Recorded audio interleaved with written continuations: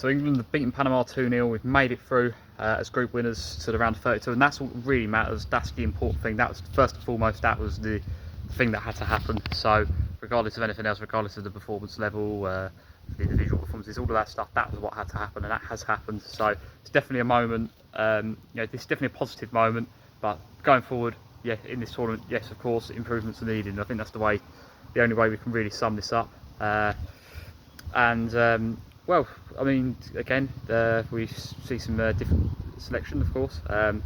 This time round, we see obviously Saka does get in this time. Van Dijk in. We see Rashford in over Gordon. Feel that was the right call. Gordon for me was too ineffective in the first half that he's played in the game so far.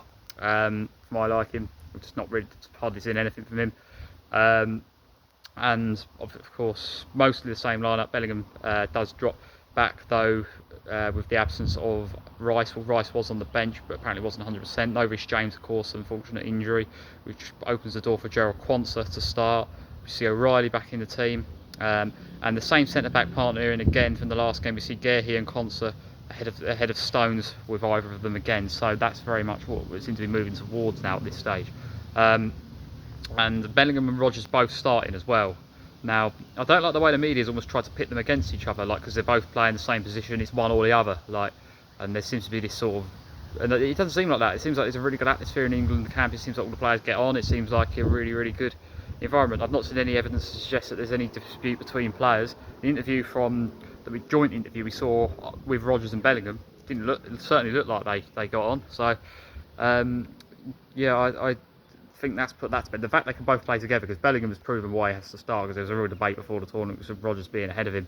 And Bellingham's proven over these games why he should be starting, and Rodgers certainly as well is a player that can be that's certainly they can play together. They can certainly play together. I mean, it doesn't necessarily have to be one or the other, and I think there'll definitely be times in games where we'll see them both play together going forward. I think that's it doesn't necessarily just have to be one or the other, and that's the be all or end all. So, of course, game starts. Well, Panama almost scored pretty much straight from kickoff. It was almost 4 passes in. I mean, shot straight at Pickford. Just, wasn't really that much on it, but it was just a bit come out of notice early on. You didn't expect that 5-10 seconds into the game, but from there, England's very much on top, very much like the Ghana game, very much on top, but end ball not really being there. We're getting into some good areas, but clear-cut chance not really there. What I will say is, although Rashford wasn't happening for him, he was more lively from Gordon. I felt he was trying to make it happen. I felt he was trying to, do stuff. I just felt like he was getting on the ball more, and there's a lot more coming down that side in this game, I felt, than there was with Gordon. I don't want to be really critical of Gordon, because he's, because what we've seen in the Premier League, he's a fantastic player, but he's just not done it in this tournament. But in the moments he has been on. But we search for the opener. The drinks break gets booed again, and it's no need for a drinks break again. The second 2 England games have been not in a stadium with a roof, but they've been cool and rainy, so it's not like the conditions are where they needed the drinks breaks in. The first game as well was in Dallas, and they've got a state-of-the-art stadium, air-conditioned pitch, roof, air-conditioned ground. So you can sort of see why in certain games it's getting this sort of reception. That's another concern with England, is the fact that in that sense we've been quite fortunate so far. First game in Dallas was under the roof with the air conditioning. Then the next 2 games have been raining and cool. And I think Atlanta, I keep doing that. Atlanta, where our next game is, they got the roof there as well. And that's the stadiums where the Atlanta Falcons play. That has got a roof, and it's like a state-of-the-art pitch and everything. So if we are to get past that game, make it to the round of 16, chances are we'll be going against Mexico, who are a seriously good team in Mexico City. Then that will be the first real test in the conditions in one of the competitive games for this England side for us. That is a bit of a worry, because the heat in Mexico City, the altitude, that'll be hard to get up to speed. But seeing as the players wouldn't have really been exposed to the environment in the competitive game yet. But I'm not going to worry too much about that at the moment. And I certainly think we could rise to the occasion. And I think this is the thing, though. I mean, that drinks break yesterday was unnecessary. That's what I was saying initially. And You know, Tuchel wasn't happy. There was a couple of misplaced passes he didn't look too happy about. That instant as well where Saka took too long to take the throw in, it was weird, and then that rule come in where they have to give it to the other side. But yeah, all a bit weird. But you know, certainly for the rest of the half, it was feeling a lot like the Ghana game, and that was the worry, particularly with Croatia taking the lead in the other game, meaning that at that moment they were topping the group, going above us, because we were capped on the same amount of points. There was, if we won our game, unless there was a massive winning margin for Ghana, who were level on points with us, then we would have won the group. But with Croatia winning and us not winning, then there was a real risk of that not happening. Panama was obviously already out, but you know, they only lost both the games. First games 1-0, and they were frustrated teams, and they were frustrated England. Yes, defensively they weren't bad, and every now and then they had a chance on the break themselves, and they've come a long way since we beat them 6-0, with 5-0 up at half time in 2018, or almost 8 years ago. And you know, Belgium beaten by a similar margin. Quite unfortunately for Panama in the 2 World Cup appearances to never actually have a World Cup point, and they didn't score a goal in this tournament. They didn't make the most of when they was on top against Ghana in their first game, and that was the real opportunity for them. They kind of had to get something from that one, but you know, they certainly made life difficult for England yesterday, but to a point we also made life difficult for ourselves. And going out into the second half, things were frustrating at half time. And going in at half time with Croatia winning, it was looking not great for us with them on top of the group.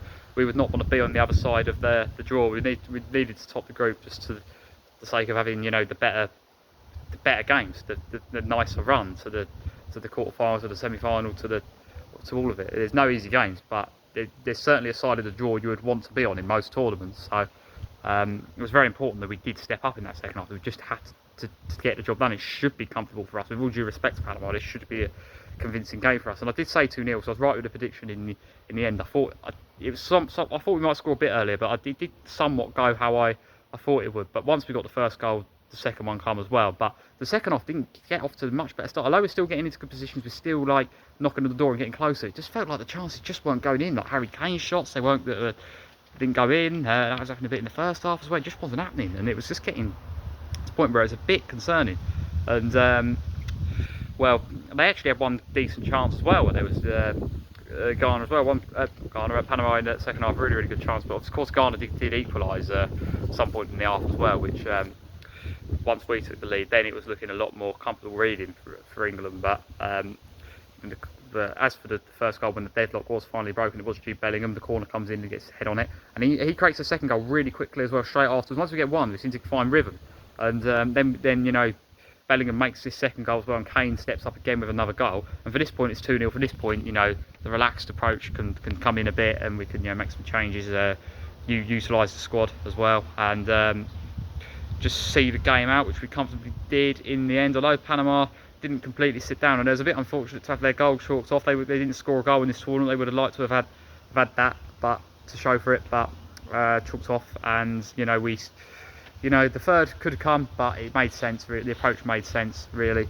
And yeah, it was comfortable, you know, straightforward in the end, but not as much as we would have liked, and it wasn't the performance that people would have hoped for. The first game was fantastic. The second two, we've dropped off a bit. This can happen in tournament football. The only thing is, we've seen that we've got that performance in us, in the one that we've shown against Croatia, so we know how good we can be. And we just have to, in this round of 6, you know, round 32 onwards, do have to step up. But I believe the players will. I believe the players will rise to the occasion.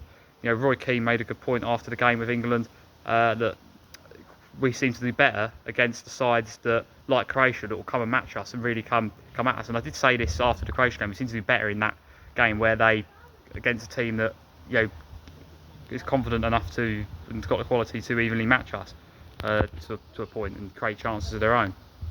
And against sides that are more defensive, we seem to struggle to break them down and almost go down to their sort of level a bit. With all due respect, that's what was Roy Keane was sort of saying after the game yesterday. And I agree with him. I think very much the better the opposition, to an extent, it seems to bring a better performance out of England. And well, it was always going to be either yesterday going into the game. We always knew it would either be DR Congo or Senegal, one of the African sides. It's DR Congo, an organised side, a tough game. This we do need to raise the game for that.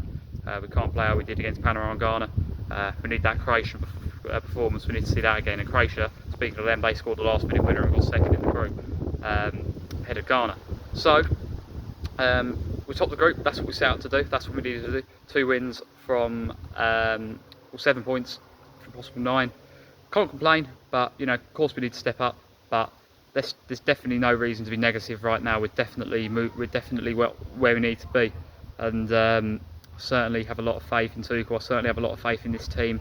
You know, we've seen these players do it for us before and get go the distance before. Let's not forget that. And there seems to be, you know, and once we do get going, we do seem to really get going. Like the goals come in quick succession against Croatia. Once we got one yesterday, we got another.